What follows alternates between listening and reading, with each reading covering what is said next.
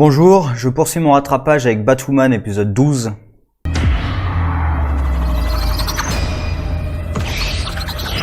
Comme d'habitude, j'apprécie pas.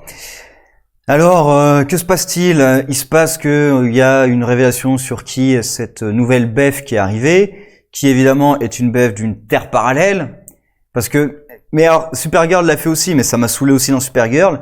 On a détruit toutes les terres parallèles, et on décide que non, mais finalement, on va quand même prendre des personnages de terres parallèles. Sérieusement. En plus, on essaie de trouver une explication de oui, mais il y a des trucs qui ont survécu. Non, je suis navré, mais la Crisis, certes, il y avait des choses pas claires dans la Crisis, mais il y avait une chose qui était claire, c'est que tout avait été détruit. Tout. Et le Spectre, Oliver Queen en tant que Spectre, avec soi-disant l'aide des parangons là, mais je pense qu'il l'a fait tout seul en réalité, a recréé un univers. À la limite, ils auraient pu sortir une explication de les parangons, en ayant essayé de recréer leur univers, ont recréé, par exemple, Batwoman a recréé Beth sans le faire exprès. Il aurait pu y avoir un truc comme ça. Comme dans Supergirl, il aurait pu y avoir des aspects de genre là, de les désirs des parangons ont créé un peu la merde dans leur univers. Ils auraient pu faire quelque chose dans ce genre-là.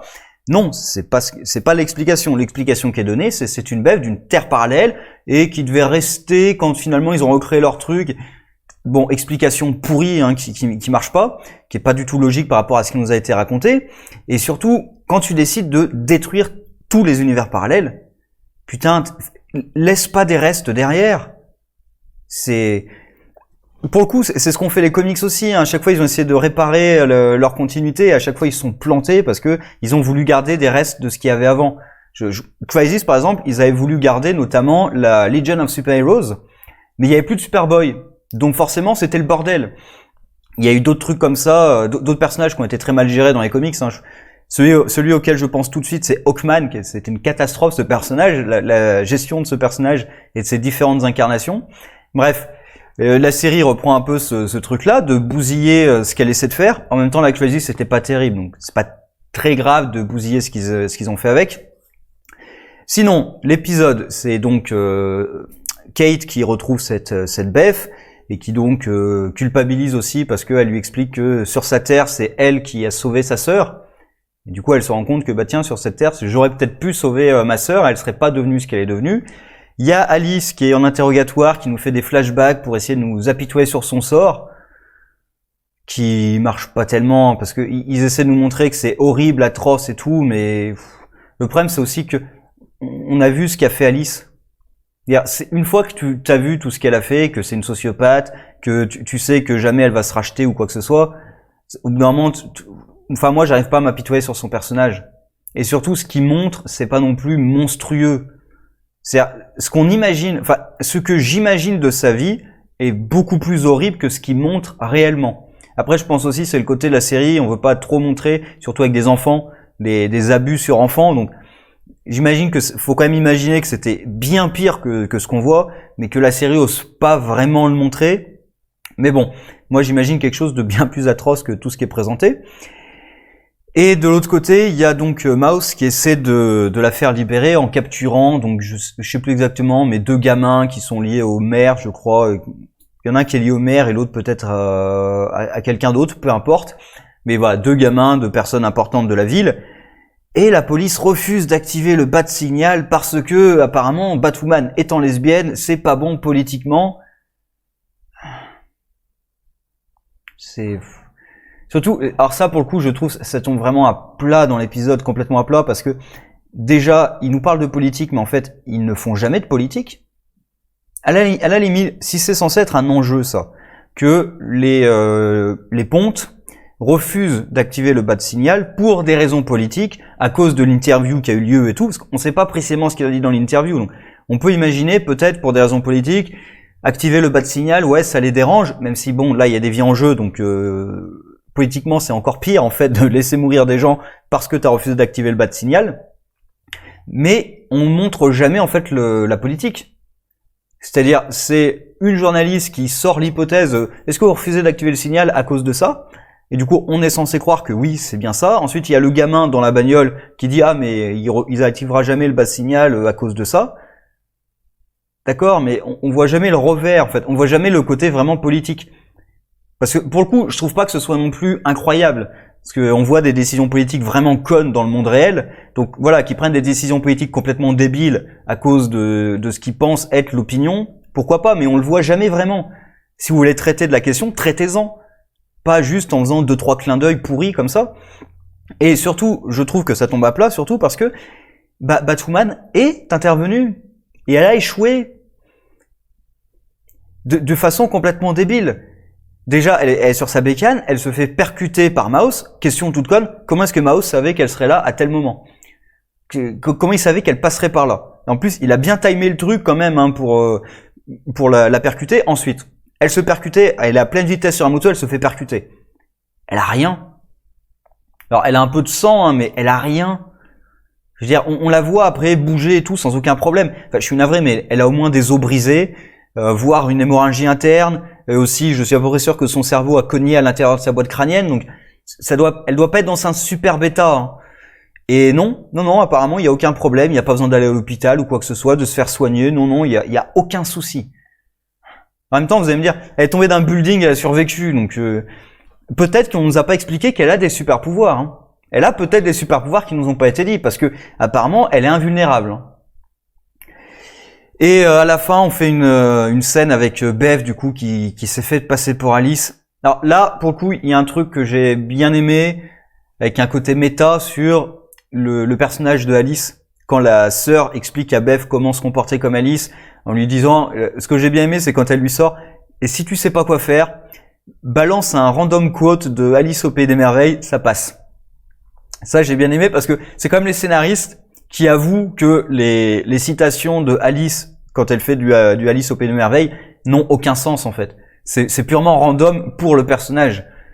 Et j'aime bien ce côté méta de la voir comme ça, se maquiller et tout, mettre la perruque, et la fille qui lui explique les 2-3 lignes de son personnage, mais ça ne mène à rien, parce qu'elle se fait choper en 3 secondes.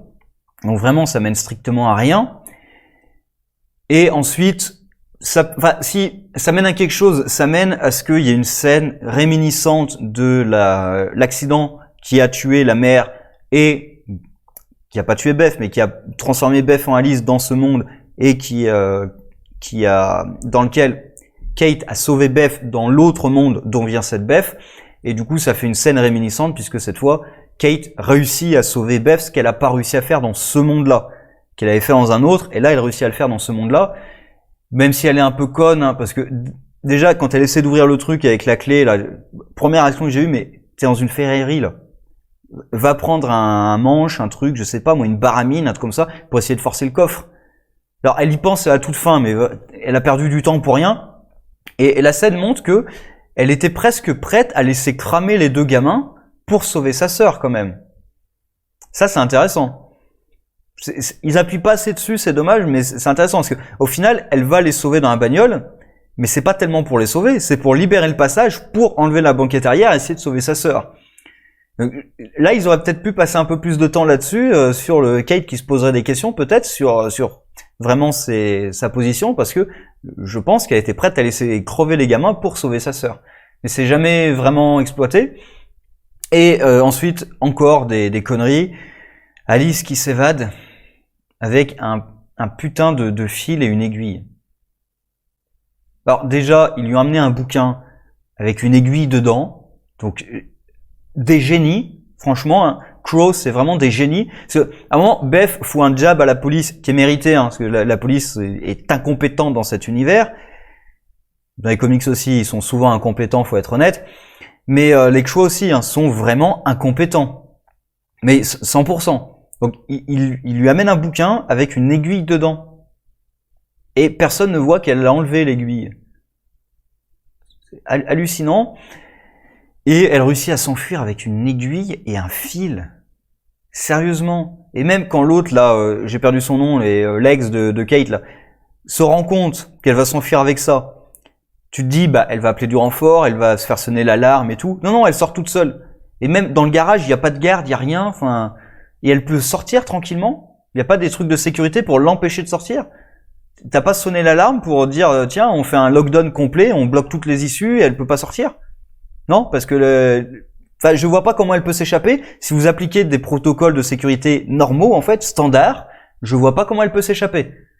Et surtout, ça devient chiant de toujours, on la capture, elle s'échappe, on la capture, elle s'échappe. Au bout d'un moment, merde, enfin, pour moi, le personnage d'Alice, je suis navré, mais déjà, ça fait très longtemps qu'elle n'a plus aucune menace.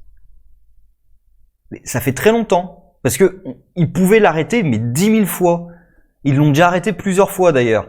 Et à chaque fois, ils trouvent des explications pourries sur pourquoi elle s'échappe et tout, mais non, mais c'est pas possible ça. Enfin bon, voilà. Après, je sais pas quoi dire. La série, de toute façon, je m'attends plus à grand chose, hein, donc je pense que je vais quand même terminer la première saison. Comme j'ai dit, il y a quelque chose qui m'intéresse là, dans les spoils que j'ai vus. Il y a un point qui m'intéresse à venir là. J'ai pas encore regardé tous les épisodes parce que honnêtement, il y a des séries de la CW, je peux me faire 3 ou 4 épisodes d'affilée. C'est pas forcément génial, mais ça passe, hein, ça passe du temps. Là, je sais pas pourquoi, quand je regarde Batwoman, j'ai l'impression que c'est plus long que les autres séries. Et en fait, je sais pourquoi j'ai l'impression que c'est plus long que les autres séries. Mais bon, après, on peut toujours espérer qu'à un moment ou à un autre, ça s'améliore, mais je commence à perdre espoir quand même. Et en tout cas, pour cette saison-là, j'ai complètement perdu espoir. Ils ont annoncé la saison 2, hein, sauf si vraiment il y a des gros changements, je pense que je ne regarderai pas la saison 2. Et j'espère qu'il y aura de meilleures séries. Alors peut-être pas forcément CW, hein, parce que les séries de super-héros, il y en a eu sur plein d'autres plateformes qui étaient quand même bien meilleures que ce qui est fait ici. Prenez soin de vous et sur ce, au revoir.